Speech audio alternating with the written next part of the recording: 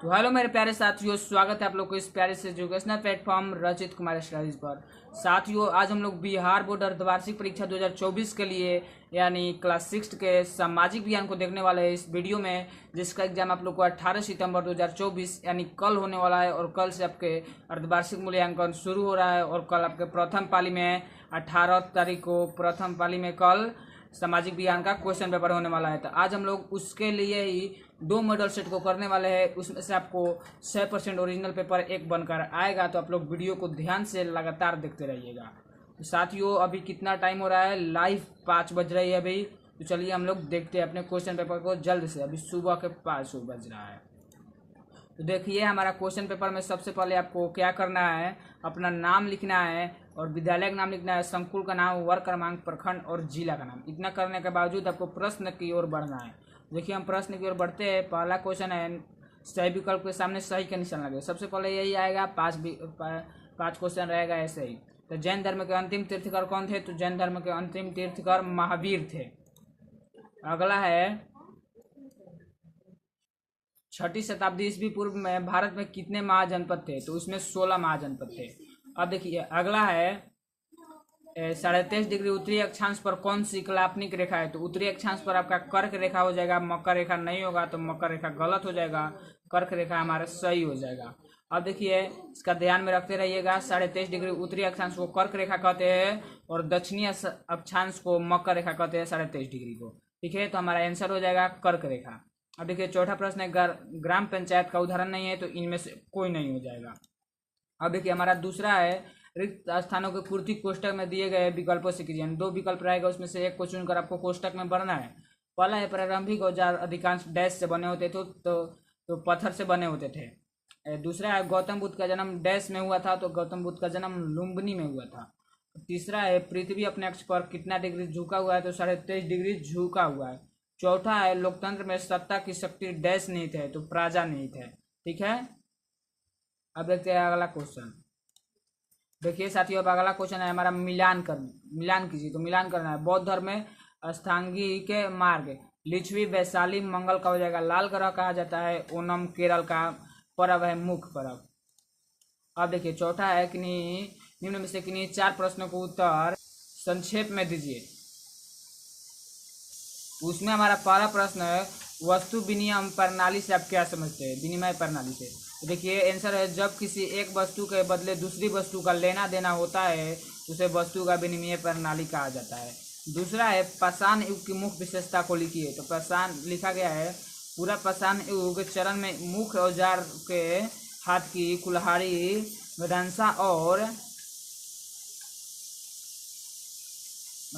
और इतना ही लिखा हुआ है। हाँ जी, इतना ही, तो यही हो जाएगा। अब देखते हैं अगला क्वेश्चन। अगला है तीसरा नंबर, सभी महादेशों के नाम लिखिए। महादेश कितने होते हैं? 7 होते हैं। तो देखिए, नाम क्या क्या है, एशिया, अफ्रीका, यूरोप, उत्तरी और ये गलत लिखा है, उत्तरी अमेरिका हो जाएगा, फिर दक्षिणी अमेरिका हो जाएगा, ऑस्ट्रेलिया हो जाएगा और अंटार्कटिका हो जाएगा।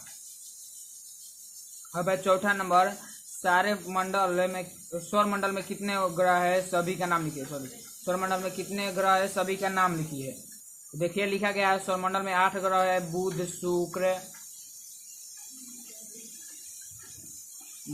शुक्र, पृथ्वी, मंगल, बृहस्पति, शनि। कितने हो गए? 6 हो गए। और 2 का नाम है, वो है अरुण एवं वरुण। ठीक है, अब देखते हैं अगला, 5वां है, निम्न में से किन्हीं 2 प्रश्नों का उत्तर दीजिए। तो देखिए, पहला है, उसमें से एक का आंसर देना है। दोनों में से हड़प्पा सभ्यता के नगर की विशेषता को लिखिए, या वायुमंडल किसे कहते हैं, इसके विभिन्न परतों के नाम लिखिए। तो हम लिखे वायुमंडल किसे कहते हैं। तो देखिए, लिखा गया है कि पृथ्वी के चारों ओर सैकड़ों किलोमीटर की मोटाई में लपटने वाली गैसीय आवरण को वायुमंडल कहते हैं। इसके परत कौन कौन से? क्षोभ मंडल, सप्ताप मंडल, मध्य मंडल, आयन मंडल, वरिमंडल। ठीक है, या बाह्य मंडल उसे कहते हैं। अब है दूसरा नंबर, उसमें से एक प्रश्न को, इसी में से एक प्रश्न को देना है उत्तर। ग्राम पंचायत को क्या क्या कार्य होते हैं? और दूसरा है, पैसों के माध्यम से लेन देन की किस प्रकार की सहूलियत होती है? लेन देन में किस प्रकार की सहूलियत होती है? तो हम लिखे दूसरा नंबर को। देखिए, लिखा गया है, रचित दुकानदार से मुद्रा को बिक्री वस्तु को खरीदता है। इस प्रकार दुकानदार को बिक्री से जो रुपए प्राप्त होते हैं उसका प्रयोग कहीं ना कहीं बिक्री के लिए सामान खरीदता है, आमदनी से कुछ रुपयों से कुछ अपने परिवार को चलाता है, यही है। ठीक है, यही पहला मॉडल सेट हो चुका है। अब दूसरा मॉडल सेट की ओर बढ़ते हैं। देखिए दूसरा मॉडल सेट में वो बता दिए, तो उसको नई स्लाइड लगी कि नाम लिखना है, वो सब उसी स्लाइड में हम बता दिए पहले ही। तो अब देखते हैं क्वेश्चन को इसका। तो देखिए इसमें भी 5 ऑब्जेक्टिव है कि सॉरी 5 ऑब्जेक्टिव है। तो सही विकल्प के सामने सही का चिन्ह अंकित कीजिए। पहला है चावल का प्राचीन प्रमाण कहाँ से मिलता है? तो ये मिलता है कोल्डियावा से मिलता है ना जी, कोल्डियावा से मिलता है। मेहरगढ़ नहीं होगा तो कोल्डियावा हो जाएगा। तो आप लोग मार लीजिएगा, कोल्डियावा हो जाएगा। या नहीं होगा, बिल्कुल नहीं होगा, कोल्डियावा हो जाएगा। दूसरा है, याद रखिएगा, कोल्डियावा।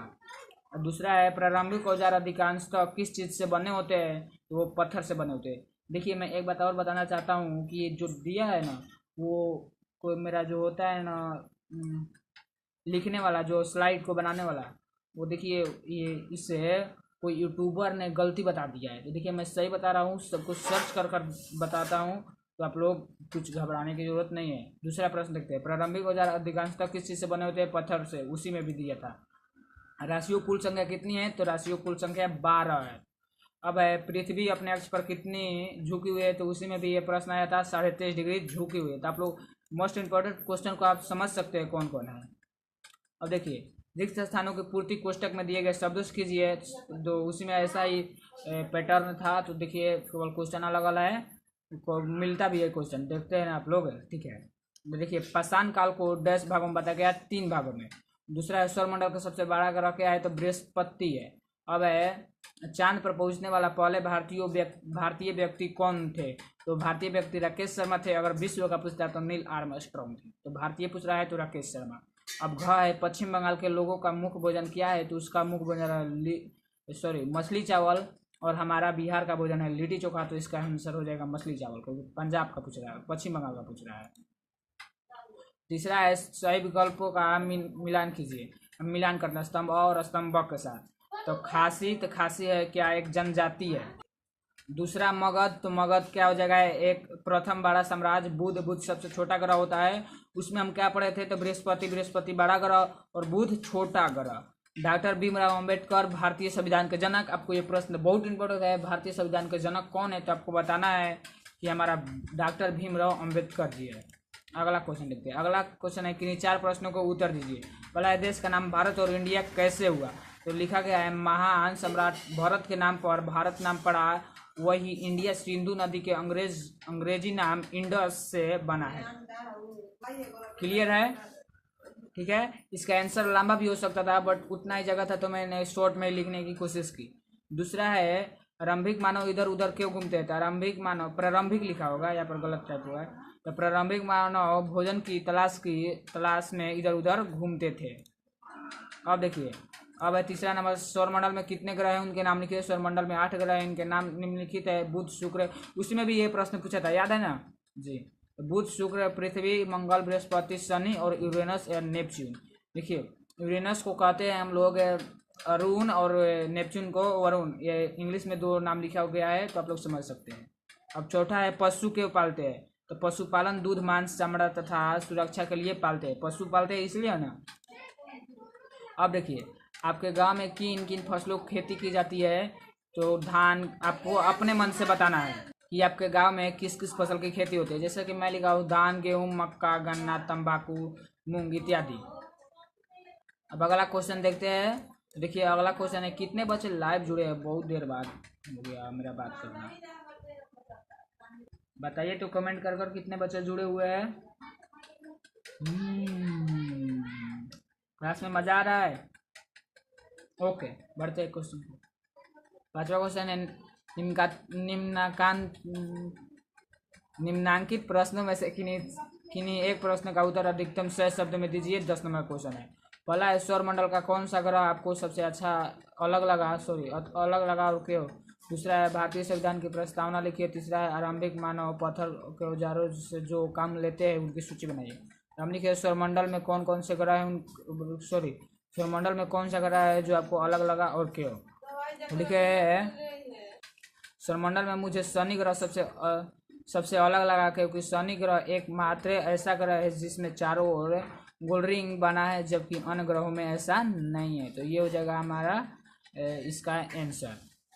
साथियों, आपका प्रश्न पत्र सोशल साइंस का ख़त्म हुआ। अब हम सांझ को मिलते हैं शाम को 4 बजे शाम को विज्ञान के क्वेश्चन पेपर के महामैराथन लेकर। तब तक के लिए धन्यवाद।